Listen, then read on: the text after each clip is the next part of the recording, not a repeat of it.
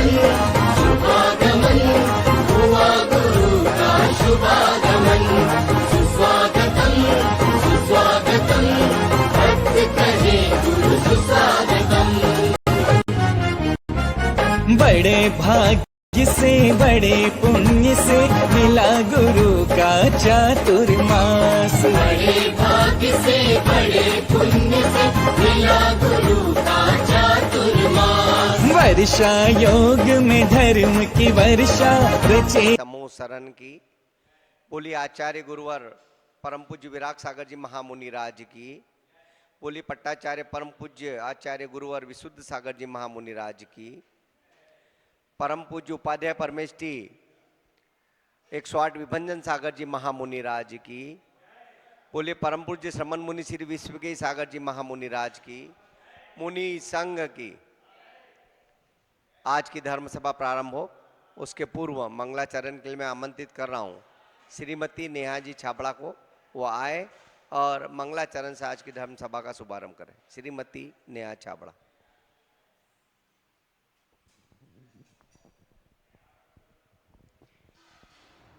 जय बोले 1000 श्री शांतिनाथ भगवान की। उपाध्याय श्री विभंजन सागर जी मुनिराज की। विश्वकेश सागर जी मुनिराज की। नमः श्री वर्धमानाय निर्धूत कलिलात्मने सालोकानां त्रिलोकानां यद विद्यादर्पणायते। जिनवर तू है चंदा तो मैं हूँ चकोर।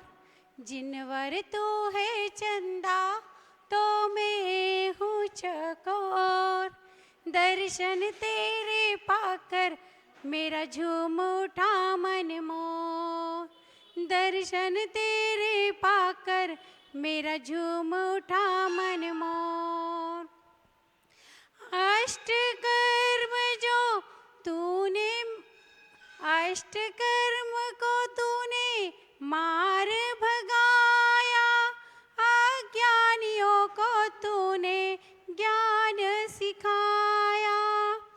अष्ट कर्म को तूने मार भगाया। अज्ञानियों को तूने ज्ञान सिखाया।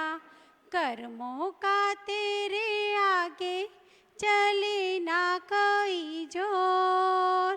दर्शन तेरे पाकर मेरा झूम उठा मन मोर। जिनवर तू है चंदा तो मैं हूँ चकोर।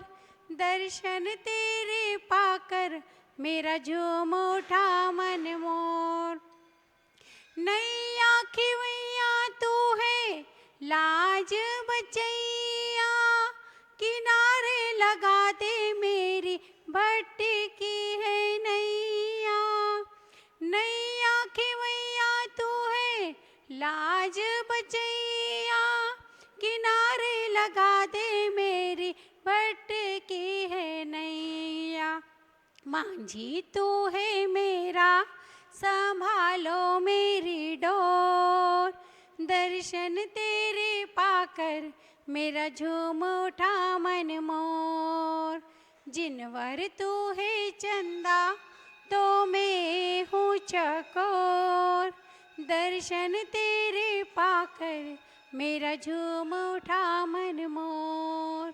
दर्शन तेरे पाकर मेरा झूम उठा मन मोर। जय जिनेन्द्र।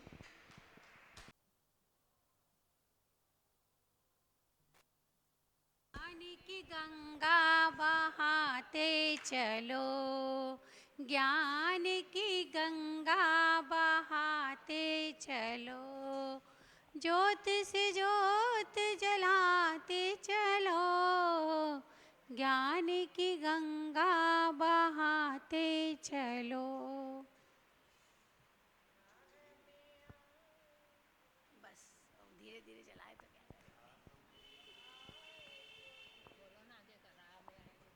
राह में आए जो दीन दुखी। राह में आए जो दीन दुखी। सबको गले से लगाते चलो, ज्योत से ज्योत जलाते चलो। भजन गा दे तब तक ज्योत नहीं जले। मुनिराज की जय। कौन सा चरण कमल का क्यों ये वो दूसरा गाते ना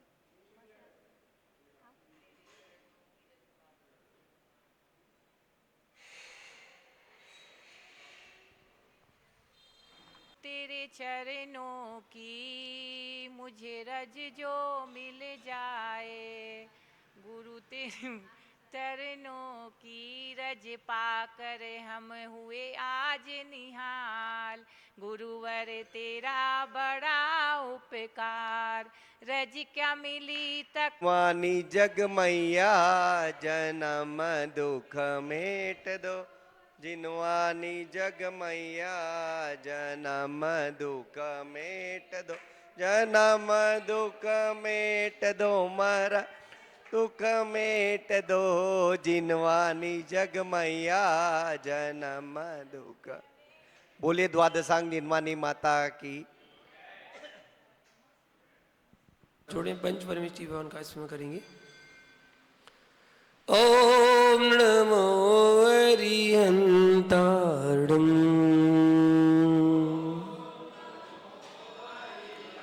ओम नमो सिरि सिद्धाणं, ओम नमो आयरियाणं, ओम नमो वज्रायाणं, ओम नमो लोये सवे साहुणं,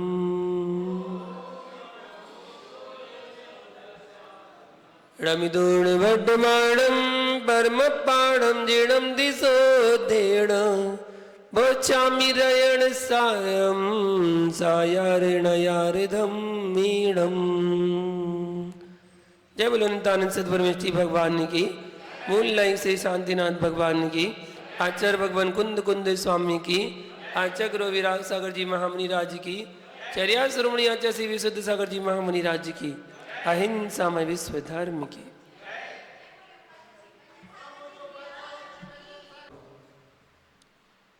कल हमने रहणसार ग्रंथ में जाना कि मिथ्यात्व के नाश हुए बिना मोक्ष की प्राप्ति नहीं हो सकती है। अगर मोक्ष प्राप्त करना चाहते हैं तो सबसे पहले मिथ्यात्व का नाश करके सम्यक्त को धारण करना चाहिए, वरना बाहरी भेष धारण करने से किसी का कल्याण नहीं होता। अंतरंग के भावों का भी होना बहुत जरूरी है। इसी बात को आगे बढ़ाते हुए आचार्य भगवान कुंद कुंद स्वामी 67 नंबर गाथा में कहते हैं उदाहरण के साथ कि बामी को पीटने से कोई लाभ नहीं है।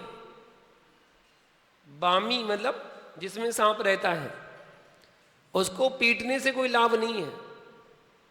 क्या कहते हैं गाथा में? राहु दंडई को आइम देहम दंडेयकम कवई कम्मम सपो किम वै तहा बम्मिये मारिये लोए।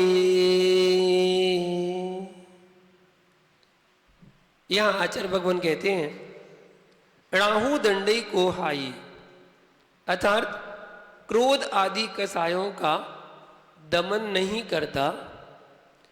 देहम दंडेयी, देह मतलब शरीर, जो मात्र शरीर को उपवास आदि तप करके दंड देता है। कहम खबई कम्मम, फिर कैसे कर्मों का नाश कर सकता है? अर्थात नहीं।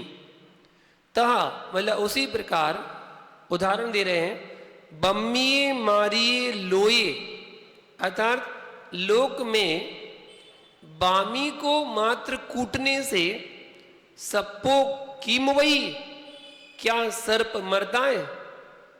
अर्थात नहीं मरता। बामी जिसमें सांप रहता है उसमें डंडे से मारे जा रहा, पीटे जा रहा। तो बामी को पीटने से सर्प मरेगा क्या? नहीं मरेगा। तो शरीर को कष्ट देने से, शरीर को दंड देने से क्या आत्मा परमात्मा बनेगी क्या? नहीं बनेगी। सबसे पहले अंदर बैठी जो कसाएं हैं उन कसायों को दंड देने की आवश्यकता है। जब तक कसाएं समाप्त नहीं होंगी तब तक मोक्ष की प्राप्ति होने वाली नहीं है। ये उपवास करना, तप करना, उपवास तो कर लिया, क्रोध आ रहा है। अक्सर देखने में आता है जिसने उपवास करते हैं जो व्यक्ति, उस दिन उसको क्रोध बहुत आता है। वो क्या खाली पेट होता है ना, खाली पेट में बस कोई कुछ बोल दे तो भड़क जाते हैं। मेरे को चिड़चिड़ापन। किसने कहा था खाली पेट रहो? कहा किसने था कि खाली पेट रहो? अपनी मर्जी से रहे ना, जबरदस्ती तो रहे नहीं। अपनी मर्जी से आपने उपवास किया है तो फिर चिड़चिड़ाहट किसके लिए? जब आपने स्वयं उपवास किया है तो सहन करो समता भाव से। क्या करें? मोही अज्ञानी बहिरात्मा जीव व्रत उपवास करके अपने शरीर को सुखाता है, शरीर को छीन करता है, शरीर को क्रस करता है। बोला कि मैं तो उपवास कर रहा हूं। कोई एक उपवास कर रहा है, कोई बेला कर रहा है, कोई तेला आदि उपवास करता है और उपवास करके तन को, शरीर को कमजोर करता है, परंतु कसाएं निरंतर बढ़ती जा रही हैं। शरीर को तो क्रस कर रहा है, शरीर को तो जीर्ण शीर्ण कर रहा है, लेकिन कसाएं निरंतर वृद्धि को प्राप्त होती हैं। कसायों की अग्नि निरंतर गुणों को जलाकर राख कर देती है, खाक कर देती है, नष्ट कर देती है। वह व्रत उपवास क्या काम का? जो कसायों के साथ हो या कसायों की वृद्धि करे, कसायों के साथ हो या कसायों की वृद्धि करे।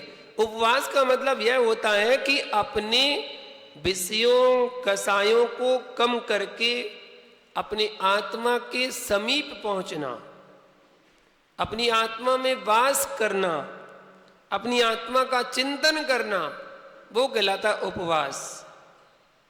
तो जो भोजन करने का समय होता है, आपने उपवास किया तो जो भोजन करने का जो समय था वो बच गया आपका। ना आपने बनाया ना आपने खाया, खाने में जो समय लगता था वो समय आपका बच गया। तो वह समय जो बच गया है उतना समय और एक्स्ट्रा, जितना समय आप धर्म ध्यान में करते थे, भोजन का समय जो बचाया है वो समय भी धर्म ध्यान में व्यतीत करना, जप करना, स्वाध्याय करना, इससे उस समय का सदुपयोग करना चाहिए।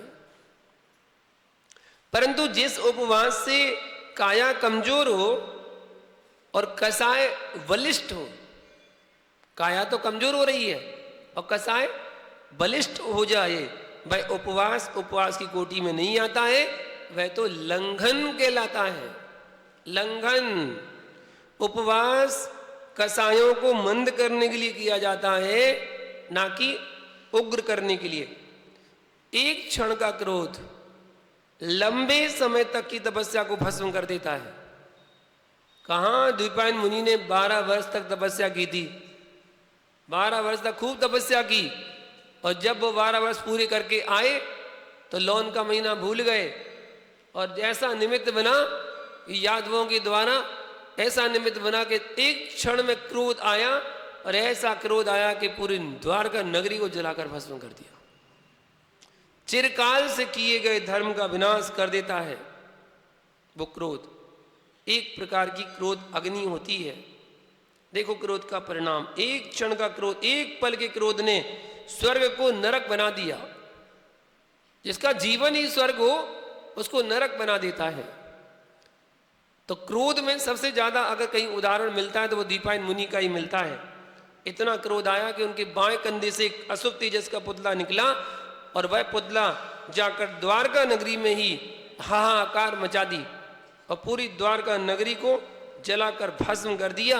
और लेकिन उस अशुभ तेजस का एक और नियम होता है कि पहले तो वो जिसका लक्ष्य बनाता है उसको जलाकर भस्म करता है, बाद में वो पुनः पुतला वापस अपने शरीर में आता है तो उस शरीर को भी जलाकर भस्म कर देता है।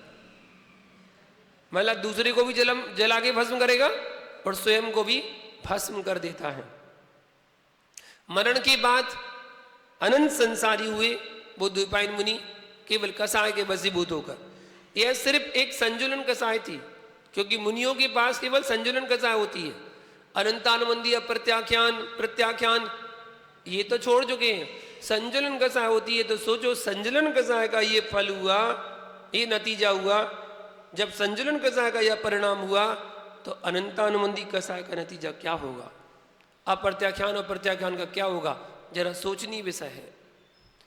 पद्म पुराण में कथा के माध्यम से क्रोध का परिणाम दिया गया कि काशी देश में एक निर्जंतुक स्थान में सुयशोदत्त नाम के मुनिराज तपश्चरण कर रहे थे, अपनी आत्म साधना में लगे हुए थे। उसी समय कुछ समय दृष्टि महिलाएं मुनिराज के दर्शन और पूजा के निमित्त से उस जंगल में आ रही थी।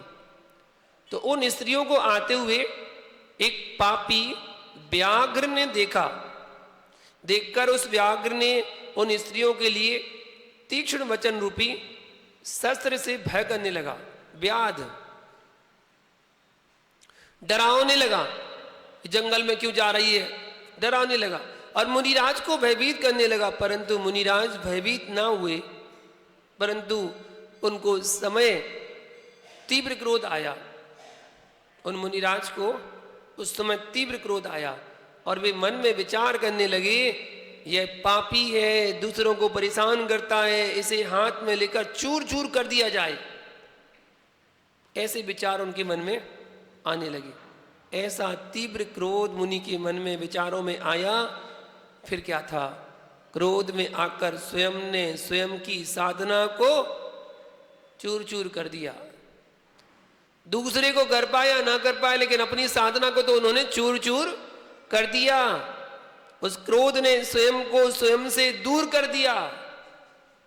जो उन्होंने पूर्व तपस्या से विशुद्ध परिणामों के द्वारा कापिष्ट स्वर्ग की आयु का बंध बांधा था, कापिष्ट स्वर्ग की आयु का बंध किया था, उस कापिष्ट स्वर्ग की आयु का क्रोध रूप परिणाम ने घात कर दिया।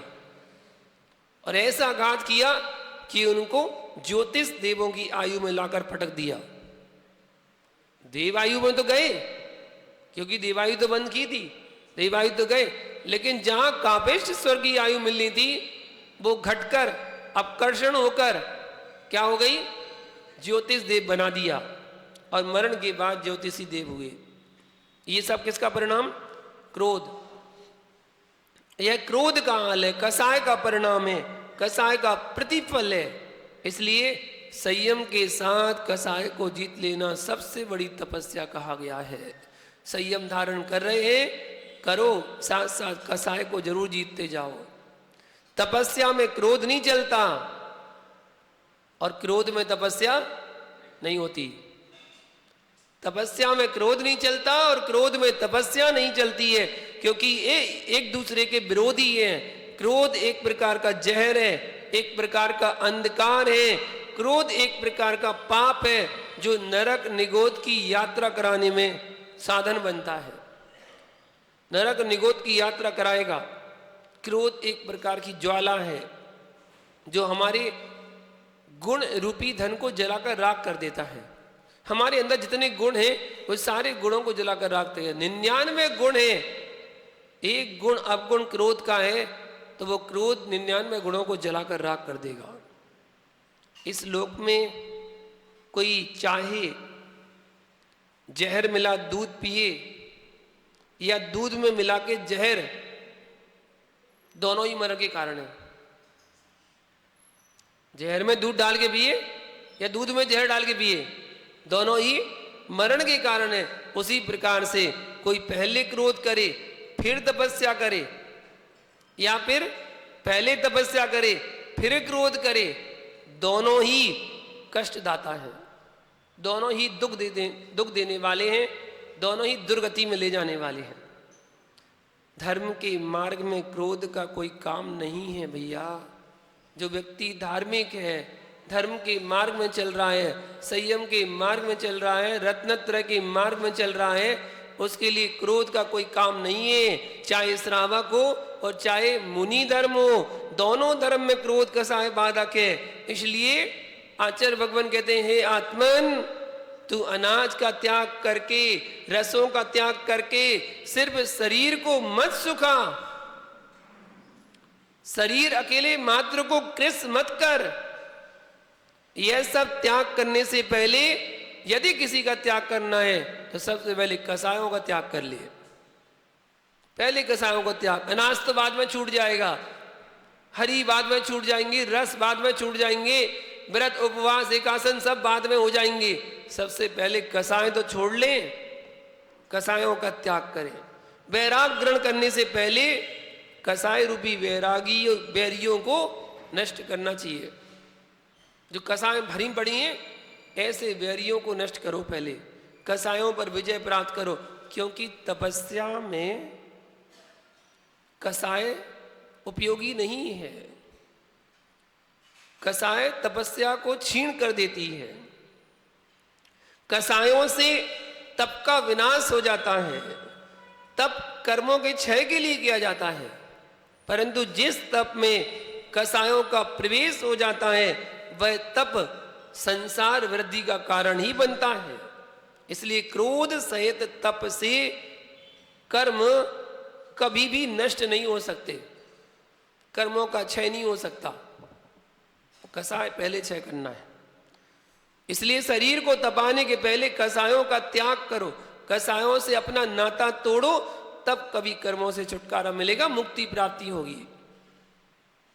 वरना अनंत संसार में भ्रमण करना पड़ रहा है, आगे भी उसी संसार में भ्रमण करते रहेंगे।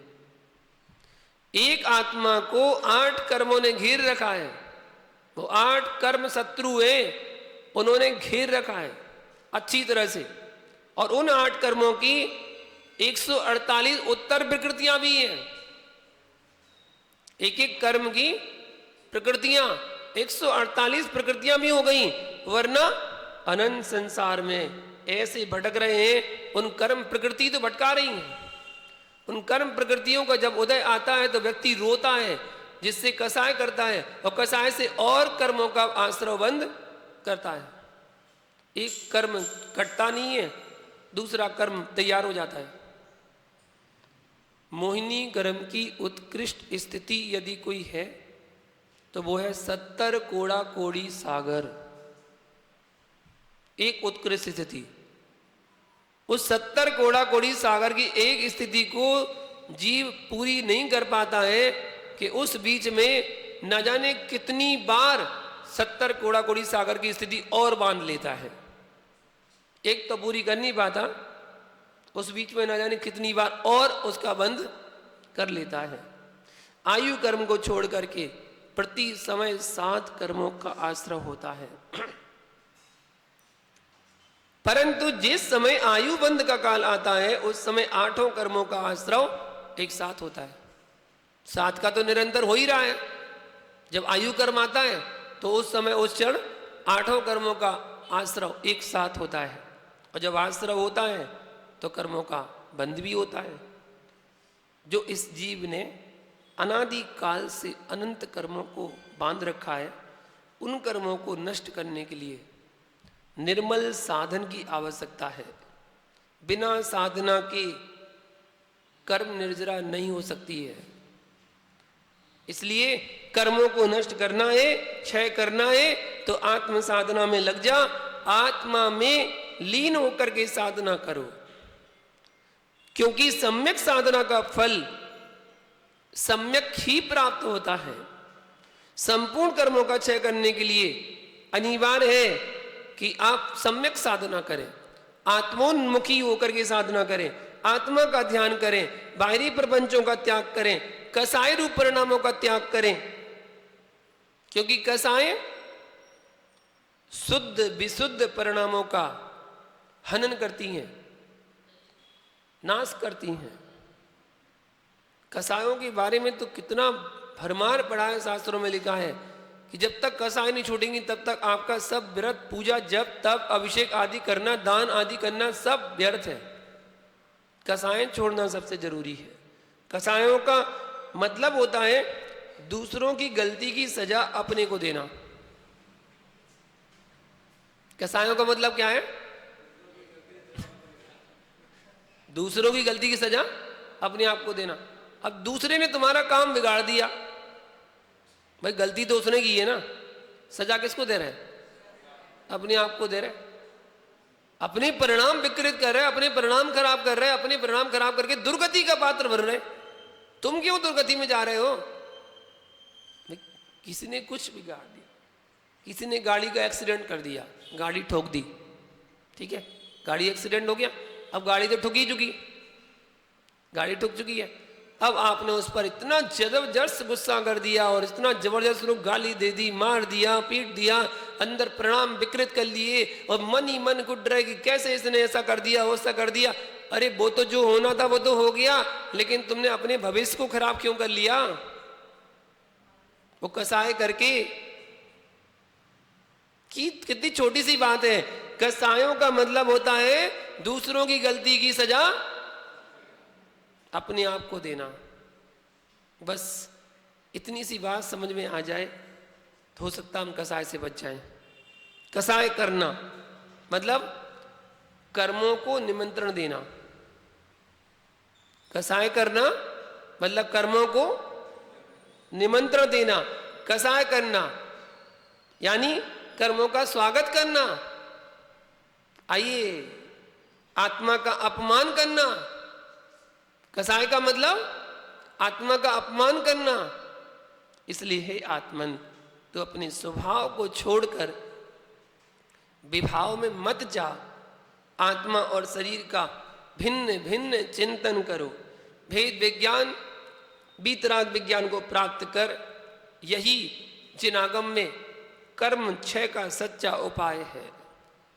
अगर कर्म क्षय करना चाहते हैं तो वीतराग विज्ञान को प्राप्त करो, यही मुक्ति का मार्ग है। इसलिए उदाहरण, क्या सुंदर उदाहरण दिया आचार्य भगवान कुंद कुंज स्वामी ने कि बामी को पीटने से सर्प नहीं मरता। बामी को पीटने से, जिसमें सर्प रहता है वो बामी कहलाती है। बामी को पीटने से सर्प नहीं मरता। शरीर को छीण करने से कर्मों का समूह नष्ट नहीं होता। शरीर को छीण कर रहे हैं, कर्म नष्ट नहीं होंगे। यहां पर शरीर को बामी की उपमा दी गई है और कर्मों को सर्प की उपमा दी गई है। कहने का तात्पर्य है कि शरीर रूपी बामी को पीटने से कर्म रूपी शत्रु नष्ट नहीं होते। इसलिए सम्यक साधना करके, कर्मों का क्षय करके आत्मा को परमात्मा बनाओ। और परमात्मा बनने का सरल उपाय कोई है तो वो संयमी। संयमी कौन है, कैसा है, तो उसकी परिभाषा अगली गाथा में बताते हैं। उपसम तव भाव जुदो, रानी सो भाव संजुदो होई। रानी कसाय वस गो, असंजदो होई सो ताव। गाथा में कहते हैं रानी अर्थात जो ज्ञानी उपसम तव भाव जुदो, उपसम तप भाव से युक्त है। सो मतलब वह, ताव ताव मतलब तब, संजदो होदी, संजदो मतलब संयमी, होदी मतलब होता है। परंतु जब रानी मतलब ज्ञानी कसाय वश गो अर्थात कसायों के वश हो जाता है, ताव मतलब तब, सो मतलब वह, असंजदो होई अर्थात असंयमी होता है। जब उपसम भाव से सहित है तो संयमी, और जब कसाय भाव से सहित है तो असंयमी। जो ज्ञानी जीव उपसम और तप भाव से युक्त है वह संयमी है। उपसम अर्थात कसायों को दबा देना, उपसम सम्यक्त आदि को प्राप्त कर लेना। एक गिलास पानी है और थोड़ा सा मटमैला है, उसमें मिट्टी डली हुई है। उस मिट्टी डले पानी में, करदम युक्त पानी में आपने फिटकरी डाल दी तो क्या होगा?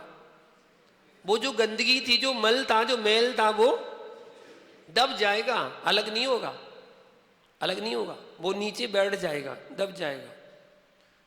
उसको कहते हैं उपसम।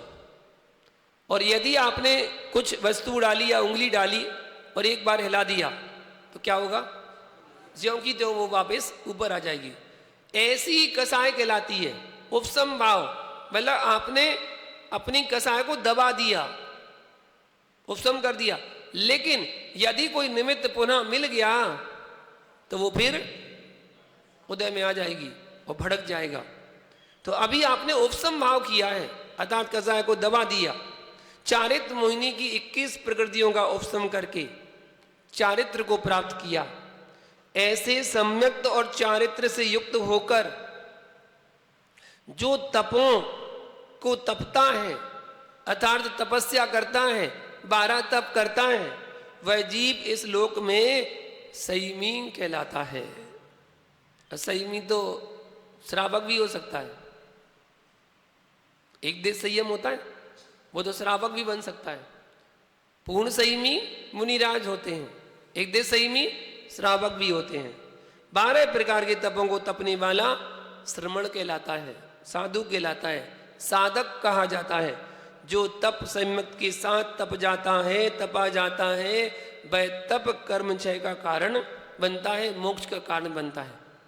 देखिए तप तो सभी करते हैं, ऐसा नहीं है कि मिथ्या दृष्टि लोग तप नहीं करते, वो भी तप करते हैं। सम्यक दृष्टि भी तप करता है, मिथ्या दृष्टि भी तप करता है, दोनों ही तप करते हैं। लेकिन एक तप जो है, जो सम्यक के साथ किया जा रहा है, वो तप कर्मों की निर्जरा कराएगा, मोक्ष को दिलाएगा, सम्यक के साथ किया जा रहा है। और जो मिथ्यात के साथ तप किया जा रहा है, वो संसार दिलाएगा। मिथ्यात के साथ तप, कैसा तप? बैठ गए बीच में ध्यान करके, एकाग्रता करके, और चारों तरफ अग्नि को जला दिया, अग्नि के बीच में बैठे हुए हैं। बताओ, एक गड्ढा किया, गड्ढे में उतर गए और पूरा गड्ढा मिट्टी से दबा दिया, केवल गर्दन बाहर है, बस साधना कर रहे हैं। कौन कर लेगा ऐसी साधना? पूरा शरीर बिल्कुल ना हिल पा रहा है, ना डुल पा रहा है, कुछ नहीं कर पा रहा है, केवल गर्दन, सांस लेने के लिए गर्दन बाहर है और पूरा शरीर जमीन के अंदर है, साधना कर रहे हैं। कड़कड़ाती ठंड में पानी के अंदर खड़े हैं, केवल गर्दन बाहर है और बाकी पानी के अंदर खड़े होकर साधना कर रहे हैं। पहाड़ पर खड़े हैं, एक पैर पर साधना कर रहे हैं, मिथ्या तप कर रहे हैं, सब मिथ्या दृष्टि है, मिथ्या तप कर रहे हैं। लेकिन फिर भी इतना कठोर तप करने के बाद भी कर्मों की निर्जरा और मोक्ष की प्राप्ति नहीं होने वाली, क्योंकि वो तप सम्यक पूर्वक नहीं है। अगर सम्यक पूर्वक तप होता तो वह कर्मों की निर्जरा करके मोक्ष को दिला देता। कसायों को जीतना, कसायों पर विजय प्राप्त करना, कसायों को बस में करना, ये कहलाता है संयम। अंदर कसाएं भरी पड़ी हैं, तब तो तुम खूब कर रहे हो, लेकिन अंदर कसाएं भरी पड़ी हैं। मेरा नाम होगा, मेरी ख्याति मिलेगी, लोग मेरी वाह करेंगे, लोग मेरी प्रशंसा करेंगे, लोग दुनिया मेरे चरणों में झुकेगी, ऐसी कसाय अंदर भरी पड़ी है। मान कसाय अंदर भरी पड़ी है, तो वो उपवास करना, वो तप करना, वो साधना करना, आपका सबका सब व्यर्थ चला जाता है। कसायों पर विजय प्राप्त होने के बाद संयम की साधना सरल और सहज हो जाती है। इसलिए सबसे पहले कसायों पर विजय प्राप्त करना सीखो। अक्सर व्यक्ति कहता है कि क्रोध बस में नहीं होता मेरे, बहुत ज्यादा क्रोध आ जाता है, गुस्सा आ जाता है। वो क्रोध तात्कालिक है, जिसको तीव्र क्रोध आता है ना, वो तात्कालिक होता है। तात्कालिक कोई निमित्त पाता है और निमित्त पाकर उसको क्रोध आ जाता है, आवेश में आ जाता है और वो अपना आपा खो बैठता है। तो सामने वाला मालूम क्या कहता है? ए अपने आप में रहियो, ऐसे ही बोलता ना, उसे पता नहीं है शब्द का अर्थ क्या है, लेकिन फिर भी बोलता है प्रचलन में, अपने आप में रहियो, मतलब बाहर मत निकालो, अपने आप में रहो।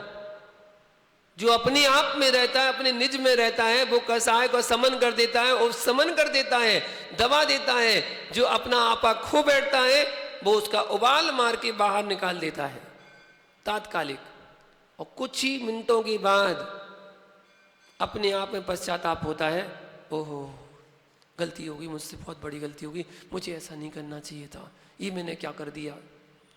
जब तक बहुत देर हो चुकी होती है, जब तक देर हो चुकी होती है, सामने वाले के मन में क्लेश आ जाता है और उसके मन में भी बैर की गांठ बन जाती है। इसलिए वो तात्कालिक क्रोध समझना चाहिए और तुरंत वहीं के वहीं समाप्त कर देना चाहिए, उसको बाहर ही नहीं आने देना चाहिए। कितने ही निमित्त बन जाए, कितने ही निमित्त मिल जाए, अगर उसके बारे में पहले से तैयारी की गई हो तो आप उससे बच सकते हैं। अक्सर मैं कहता हूं क्रोध से बचना हो तो एक दिन पहले से तैयारी कर लिया करो। देखो आप कैसे क्रोध से नहीं बचेंगे, जरूर बचेंगे। कैसी तैयारी? आप संध्या काल में शाम के समय 5 मिनट बैठ जाइए एक स्थान पर, आंख बंद कर लीजिए। आंख बंद करने के बाद चिंतन कीजिए कि कल मैं क्रोध नहीं करूंगा, कल मैं क्रोध नहीं करूंगा, चाहे मुझे कोई भी निमित्त बने, मैं क्रोध नहीं करूंगा। दूध वाला समय पर दूध नहीं लाएगा तो मैं क्रोध नहीं करूंगा। प्रेस वाला कपड़े लेने नहीं आया तो मैं क्रोध नहीं करूंगा। बच्चे ने बैग को उठा के बाहर फेंक दिया, मैं क्रोध नहीं करूंगा। बच्चे ने कमरे में जूते पहनकर आ गया, मैं पोंछा लगा रही हूं और उसने पोंछे को गंदा कर दिया, मैं क्रोध नहीं करूंगी। रोटी जल गई, मैं क्रोध नहीं करूंगी। पति ने मुझसे कुछ बोल दिया, मैं क्रोध नहीं करूंगी। नौकरानी घर में काम करने नहीं आई, मैं क्रोध नहीं करूंगी। तैयारी करो। जिन जिन कारणों से क्रोध आ सकता है, मेरा फेवरेट सीरियल आ रहा था और सीरियल आने पर लाइट चली जाए तो मैं क्रोध नहीं करूंगा। सोचो, आप चिंतन करो, 5 मिनट चिंतन करो कि क्या क्या कारण आपके बन सकते हैं, जिन कारणों से आपके क्रोध उत्पन्न हो सकता है। आप किसी फ्रेंड से, अपने मम्मी से मोबाइल पर बात कर रहे हैं, अचानक बैटरी समाप्त हो जाए, क्रोध नहीं करेंगे।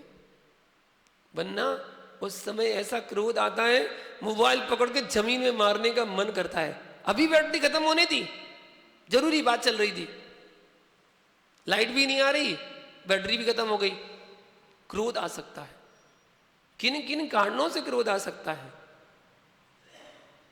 आप सोचो। सुबह से लेकर दोपहर, दोपहर से लेकर शाम, शाम से लेकर रात, किन किन कारणों से क्रोध आ सकता है। सब कारणों को जान लो और फिर उसके बाद निर्णय ले लो, इन कारणों को उत्पन्न होने पर मैं क्रोध नहीं करूंगा।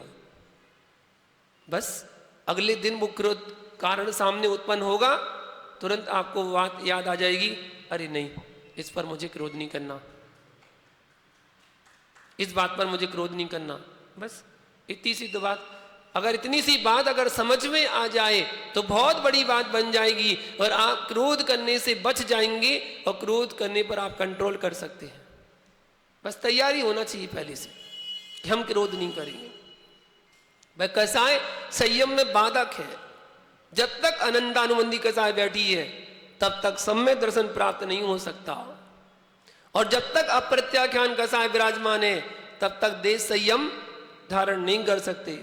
और प्रत्याख्यान कसाय आपकी स्थित है, बैठी हुई है, तब तक आप सकल संयम मुनिराज नहीं बन सकते, दीक्षा मुनि दीक्षा नहीं हो सकती। और जब तक संजुलन कसाय विद्वान है तब तक यथाख्यात चारित्र की प्राप्ति नहीं हो सकती है। जब इन कसायों का उपशम होता है तो उपशम चारित्र होता है, और जब संयम घातक जन्य कसायों का क्षय हो जाता है तो छायक चारित्र की प्राप्ति हो जाती है। उपशम चारित्र आपने प्राप्त किया, कसायों को आपने दबाया है तो वो कसाय कभी भी उदय में आ सकती हैं। पानी हिलाओ, मट्टी ऊपर आ जाएगी। कसाय में निमित्त बना, तुरंत कसाय भड़क जाएगी, तुरंत उत्पन्न हो सकती है। लेकिन आपने कसाय को क्षय कर दिया, आपने वो अच्छा अच्छा पानी था ना, उसको दूसरे में खाली कर लिया, दूसरे गिलास में, और जो नीचे जमा हुआ था उसको फेंक दिया, बस वो उत्पन्न आएगा ही नहीं, हो गई नहीं उत्पन्न। जो आपने क्षय कर दिया तो वो उत्पन्न होने वाला नहीं है। तो जिन कसायों को आपने क्षय कर दिया तो छायक चारित्र की प्राप्ति हो जाती है। संयम में बाधाएं उत्पन्न करने वाली कसाएं हैं। कसायों के निमित्त संयोग से संयम का विनाश होता है। इसलिए सदैव कसायों का त्याग करना चाहिए, संयम का पालन करना चाहिए, क्योंकि संयम परमात्मा बनने का सच्चा सांचा है। संयम परमात्मा बनने का सच्चा सांचा है, सांचा डाई है। परमात्मा बनना चाहते हो तो संयम धारण तो करना पड़ेगा, और संयम धारण करने के लिए पुण्य करना पड़ेगा, और पुण्य प्राप्ति के लिए देव शास्त्र गुरु की आराधना करना पड़ेगी, और देव शास्त्र गुरु की आराधना करने के लिए भगवान का अभिषेक, पूजन, पाठ, विधान ये तो करना पड़ेगा, तभी तो पूजन पुण्य कमा पाओगे। पुण्य कमाना है ना, कमाओ, इतना इतना पुण्य जोड़ते जाओ। पुण्य का घड़ा बड़ा है, पुण्य का घड़ा बड़ा है। उस पुण्य के घड़े में इतना इतना पुण्य निरंतर जोड़ते जाओ, जोड़ते जाओ, जोड़ते जाओ। एक दिन ऐसा अवसर आएगा कि पुण्य का घड़ा भरेगा, जरूर भरेगा। और जब पुण्य का घड़ा भरेगा तो तुम्हारा पुण्य उदय में भी आएगा और तुम्हारा काम जरूर होगा। लौकिक कार्य भी होंगे और पारलौकिक कार्य भी होंगे, लेकिन पुण्य का उदय तो जगाना पड़ेगा। जब पुण्य करोगे तभी पुण्य बंद होगा, और जब उदय में आएगा तभी कार्य की उत्पत्ति और कार्य की प्राप्ति होगी, सफलता मिलेगी। भगवान बनने का मार्ग है, मोक्ष का आधार है तो संयम। संयम के बिना जीव का कोई महत्व नहीं है। इसलिए घर में रहकर, गृहस्थी में रहकर भी आप जितना संयम धारण कर सकते हैं उतना धारण करिए, कोई जबरदस्ती नहीं है। आप थोड़ा ले सकते हैं, थोड़ा लीजिए। रात्रि भोजन त्याग कर सकते हैं, कोई बात नहीं, रात्रि में त्याग कर दीजिए। आप जमीकन छोड़ सकते हैं, जमीकन छोड़ दीजिए। जितना संयम आप ले सकते हैं उतना संयम आप धारण कर सकते हैं। रात्रि में पानी पीना का त्याग कर लीजिए, कर सकते हैं, कर लीजिए, जितना कर सकते हैं। रात्रि में आप 8 बजे आते हैं ऑफिस से, दुकान से, कोई बात नहीं, 8 बजे तक का नियम ले लीजिए। बस ऑफिस से आगे सीधा खाना खा लेंगे, उसके बाद नहीं खाएंगे। नियम कुछ तो लो, कुछ तो संयम लो। ये तो नहीं कि ना दिन देख रहे ना रात देख रहे, जानवर हो जैसे चरे जा रहे हैं। जैसे जानवर होते ना, उन्हें जब जिस समय खाने डाल दो ना उस समय खाना खाना शुरू कर देंगे। बिल्कुल, उनके लिए कोई दिन रात कुछ नहीं, कोई समय निर्धारित नहीं, उनको तो बस खाने मिल जाए और बस खाना खाना शुरू। जब रास्ते में चलते हुए आपने जानवरों को देखा होगा, गाय, बकरी आदि, वो जहां जहां से निकलती हैं बस नजर घुमाती जाती हैं, और जहां दिखा वही मुंह मारा। ऐसी जिंदगी से तो अच्छा है, जानवरों की जिंदगी से तो अच्छा है। कम से कम व्यवस्थित समय का निर्धारित तो कर लो कि इतने समय तक हम भोजन करेंगे, कुछ तो संयम धारण करें। वो संयम मोक्ष का आधार है, उसके बिना जीवन का कोई महत्व नहीं है। ऐसे तो जानवर है जो संयम धारण नहीं कर सकते, ऐसे तो देव है जो संयम धारण नहीं कर सकते, ऐसे तो नारकी है जो संयम धारण नहीं कर सकते। एक मनुष्य तो है जो संयम को धारण कर सकते हैं, और मनुष्य पर्याय में अगर संयम धारण नहीं कर पाए तो सब व्यर्थ है। जिस प्रकार से गंध रहित पुष्प कोई काम का नहीं होता, उसी प्रकार संयम रहित मनुष्य जीवन व्यर्थ है। चारों गतियों में मनुष्य जीवन सर्वश्रेष्ठ है, सर्वश्रेष्ठ कोई है चारों गतियों में तो मनुष्य जीवन। क्योंकि देव गति में संयम होता नहीं है, नरक गति में संयम होता नहीं है, त्रिंश गति में संयम होता है, तो एक देश संयम होता है जो परंपरा से आगे चलकर भविष्य में मोक्ष दिलाएगा। परंतु मनुष्य गति में संयम, सकल संयम हो सकता है, मुनि बन सकता है, और 14वें गुणस्थान पार करके साक्षात मोक्ष का कारण हो सकता है। सकल संयम के बिना मोक्ष प्राप्ति 3 काल में संभव नहीं है। भाव सहित सकल संयम को धारण करो जो मुक्ति का बीज है। आचार्य भगवान सिद्धांत चक्रवर्ती नेमीचंद्र स्वामी ने गौमटसार जीव कांड में संयम का स्वरूप बताते हुए कहा है, वत्समिधि कसायाणम दंडाणम दहीम दियाणे पंचरणम धारण पालन पिग चाग जो संजमो भड़ियो। 5 व्रतों को धारण करना, 5 समितियों का पालन करना, कसायों का निग्रह करना, 3 दंडों का त्याग करना, 5 इंद्रियों को विजय प्राप्त करना, इसी का नाम संयम है। ये सब कुछ करना है, तब जाके आप संयमी कहलाओगे। ये संसार, संयम संसार से मुक्त करने वाला है। अगर संसार से मुक्त होना चाहते हैं तो संयम को तो धारण करना पड़ेगा। संयमी बनो, संयमी बनो। भगवान महावीर स्वामी की जब दिव्य देशना हुई थी तो दिव्य देशना में उन्होंने दोनों धर्म का उपदेश दिया था। सबसे पहले कहा था संयमी बनो, श्रमण बनो, साधु बनो, और यदि नहीं बन सकते हो तो क्या बनो? श्रावक बन जाओ। अगर नहीं बन सकते, तुम्हारी सामर्थ्य नहीं है, शक्ति नहीं है, कसाएं तुम्हारी ज्यादा है, तो क्या कर लो? श्रावक तो बन जाओ। घर में रहकर भी कुछ संयम, देश संयम, अनुव्रतों को धारण कर लेना चाहिए। एक प्राणी संयम होता है और दूसरा इंद्रिय संयम होता है। एक प्राणी संयम और दूसरा इंद्रिय संयम।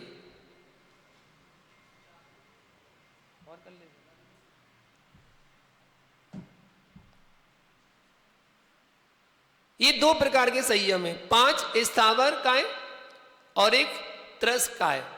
ये 60 काय होते हैं। इन 60 काय की जीवों की रक्षा करना ये प्राणी संयम कहलाता है, और 5 इंद्रियों को और मन को वश में कर लेना ये इंद्रिय संयम कहलाता है। जो जीवन में इंद्रिय संयम का पालन नहीं करता वह प्राणी दुखों को प्राप्त करता है। देखो, स्पर्श इंद्रिय कारण हाथी पराधीन हो जाता है, अंकुश के द्वारा प्रताड़ित किया जाता है, तरह तरह के कष्टों को सहन करना पड़ता है। रसना इंद्रिय के कारण मछली अपने प्राणों को गवा देती है। एक छोटे से आटे की गोली को खाने के लिए आती है और मरण को प्राप्त हो जाती है। घ्राण इंद्रिय के वशीभूत होकर भौरा कमल में बंद हो जाता है और अपने प्राण गवा देता है। चक्षु इंद्रिय में पतंगा अपने प्राण को गवा देता है और अग्नि में जलकर मर जाता है। और कर्ण इंद्रिय में हिरण या सर्प शिकारी आता है, संगीत बजाता है। हिरण उस संगीत में मन मुग्ध होकर के खड़ा रह जाता है, शिकारी उसमें जाल डालता है, वो फंस जाता है। ऐसी सपेरा आता है, बीन बजाता है, सांप आता है, सांप को टोकरी में बंद करके वो ले जाता है। एक एक इंद्रिय के अधीन होकर जीवन भर पराधीन बनना पड़ जाता है। जब एक एक इंद्रिय के विषय में आसक्त प्राणियों की ये दशा होती है तो जो पंचेंद्रियों के विषयों में आसक्त है उसकी क्या दशा होगी, स्वयं जानो। इसलिए सदैव संयम का पालन करना चाहिए। संयम से घबराओ मत, संयम से डरो मत। लोग स्वयं डरते हैं और दूसरों को डराते हैं, स्वयं डरते हैं और दूसरों को डराते हैं। हे मत करो, मत करो, मत लो, मत लो, ऐसा नहीं लो, ये नियम नहीं लो, वो नियम नहीं लो, ऐसा नहीं करो, तुम नहीं कर पाओगे, थक जाओगे, नहीं हो पाएगा, तुम पे टूट जाएगा। ना खुद कर रहा है ना दूसरों को करने दे रहा है। अरे दूसरा संयम धारण कर रहा है, उसको तो कर लेने दो। आज के प्राणियों से ना इंद्रिय संयम पलता है और ना प्राणी संयम पलता है। इंद्रिय जन विषय सेवन करने से प्राणियों का घात होता है, हिंसा होती है। आज के समय बड़ा संयम तो दूर, छोटा संयम भी श्रावक नहीं पालता। इसलिए तो श्राव मुनियों को बिल्कुल सरल होना पड़ गया, वरना तो पहले के मुनि शूद्र जल का त्याग है तभी आ लेंगे। करो शूद्र जल का त्याग, लो शूद्र जल का त्याग। और वो श्रावक भी कहते थे जी मुनिराज कर दिया। पहले श्रावक भी कर देते थे तो मुनिराज भी कराते थे।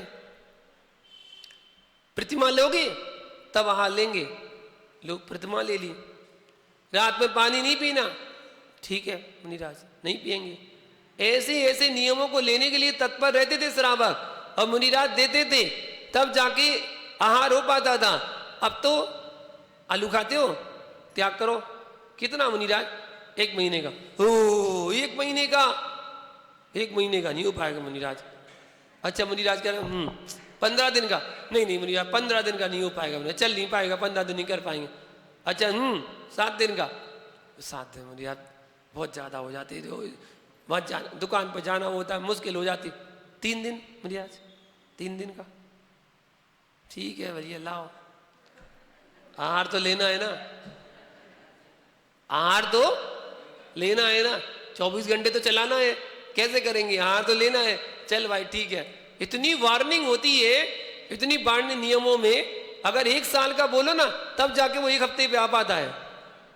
इतना जितना व्यापार में करते ना, व्यापार में करते 100 रुपए की चीज 1000 रुपए रेट बताने पड़ते हैं दुकानदार को, तब जाके वो 150 में बिक पाती है। इतनी वार्निंग करनी पड़ती है। ऐसा नहीं कि एक दाम की दुकान नहीं खोलनी पड़ती है। 1 दाम की दुकान खोल लो ना तो भूखे रहना पड़ेगा। 1 दाम की दुकान खोल लो तो भूखे रहना पड़ेगा।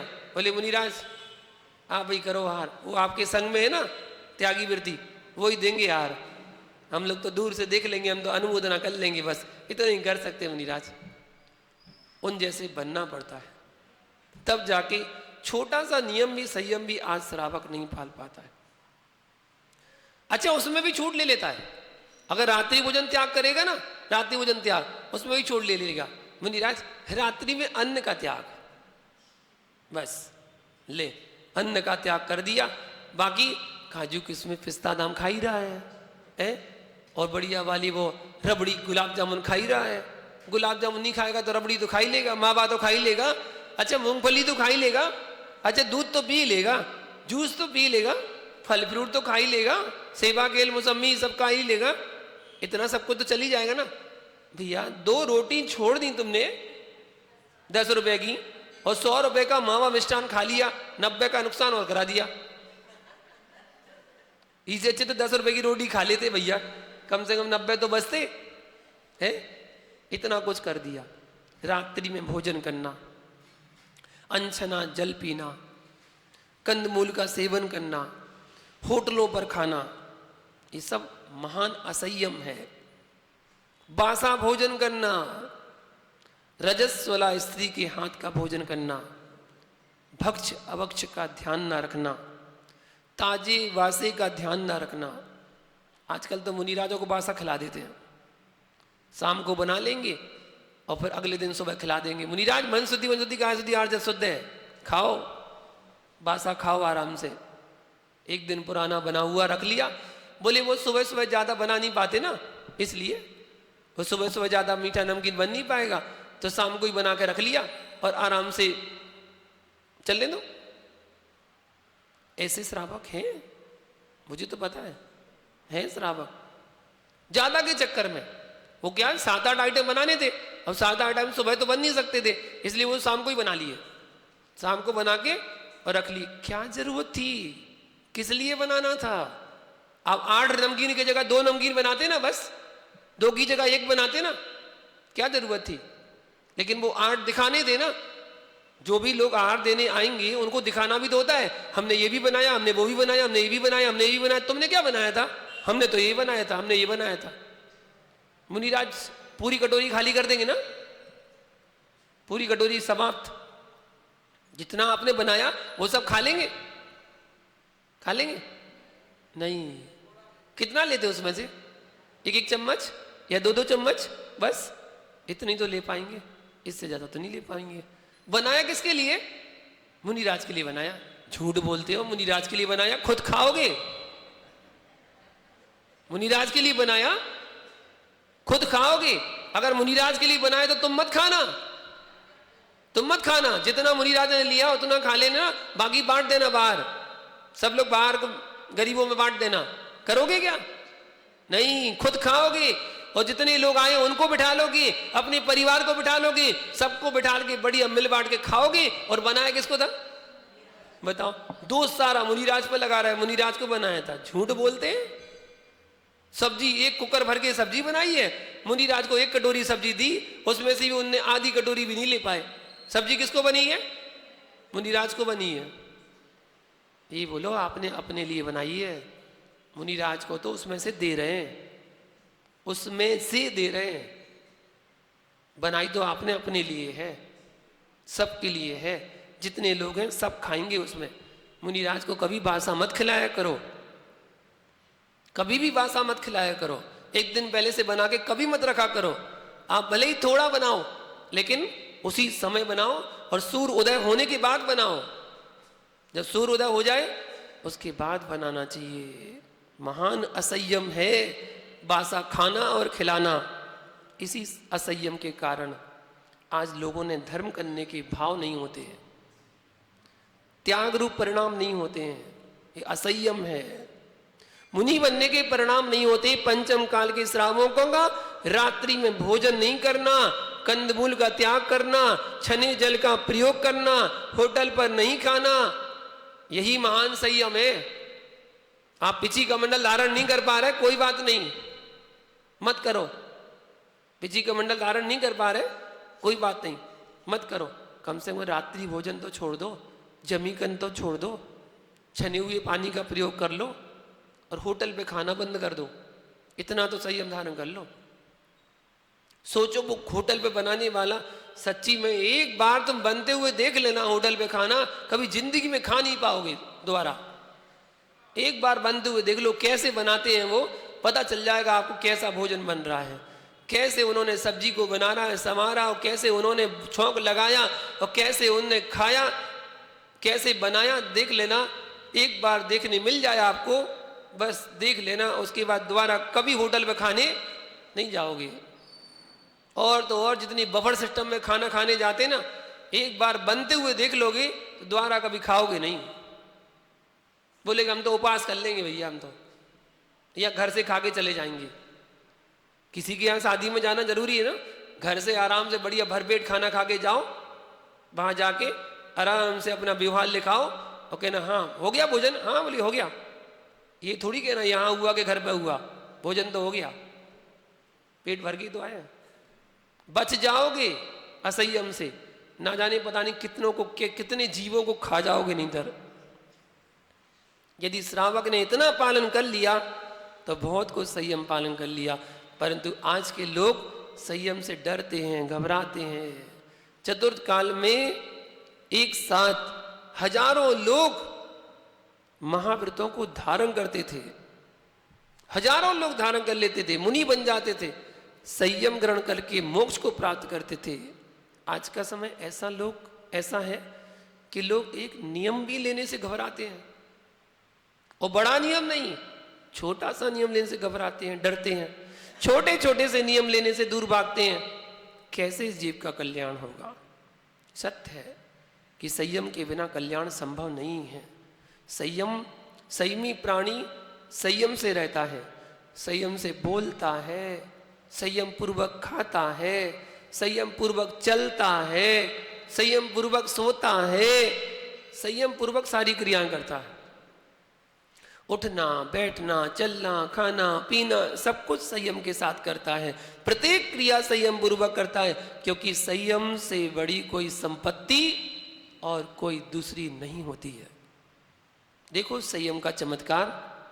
अजितंजय और अमित गुण नाम के 2 मुनिराज भगवान महावीर स्वामी के जीव ने सिंह की पर्याय में एक हिरण के बच्चे पर आक्रमण करते हुए देखा। उन दोनों मुनिराजों ने, अमितंजय और अमित गुण नाम के मुनिराज,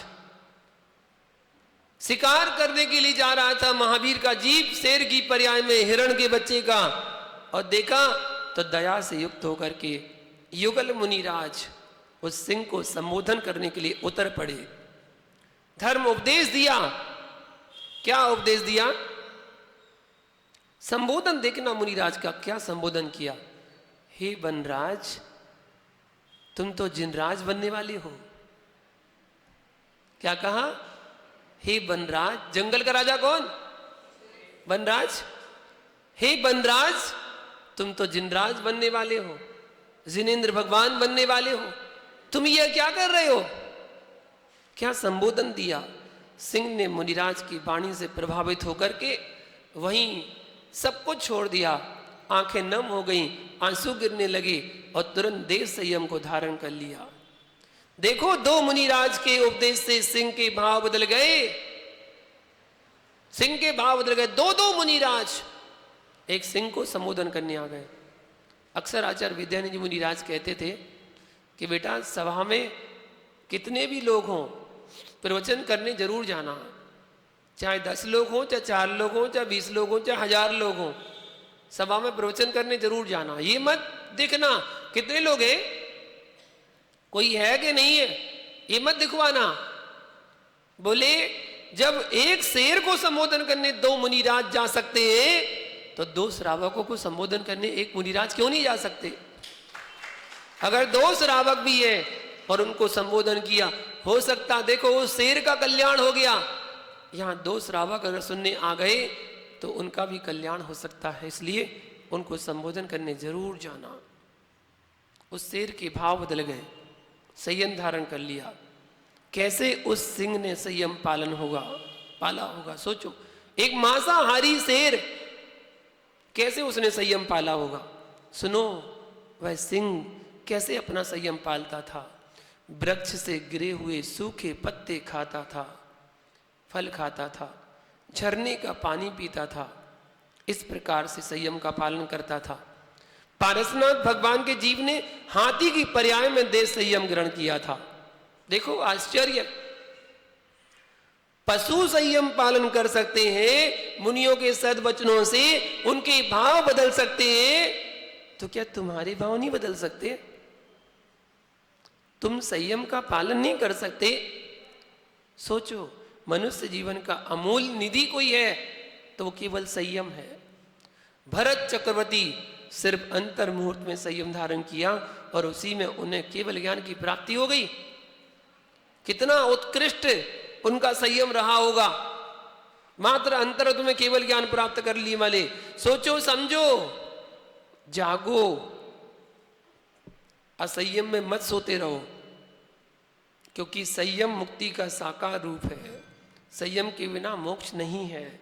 इसलिए संयम की परंपरा अनादिकाल से चली आ रही है, क्योंकि जहां पर संयम रूपी भाव जागृत हो जाता है, वहां पर व्यक्ति संसार, शरीर और भोगों से उदास हो जाता है, विरक्ति आ जाती है। संसार के कार्यों से अरुचि रुचि रूप परिणाम होने लगते हैं, भोग बुरे लगने लगते हैं। संयम का यही अतिशय है। संयमी प्राणी को संसार में भीति और आत्मा से प्रीति हो जाती है, संसार से भय लगने लगता है और अपनी आत्मा से प्रीति जुड़ जाती है। यह संसार जो दिखाई दे रहा है, ये सब असंयम का नतीजा है, असंयम का प्रतिफल है। असंयम के कारण यह जीव सारे संसार में भ्रमण करता है। इसलिए इस संसार के गमनागमन को मिटाने के लिए आचार्य भगवान ने एक ही बात बोली, संयम को धारण करो। यह जीव कसायों को जीत लेता है, कसायों को अपने बस में कर लेता है, तब वह संयमी हो जाता है। और जब जीव कसायों के बस में हो जाता है तो असंयमी हो जाता है।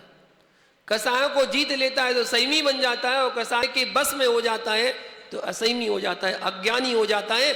इसलिए सदा कसायों को जीत करके संयम धारण करो, जिससे यह आत्मा संसार रूपी जेल से मुक्त होकर के मोक्ष सुख को प्राप्त कर सके।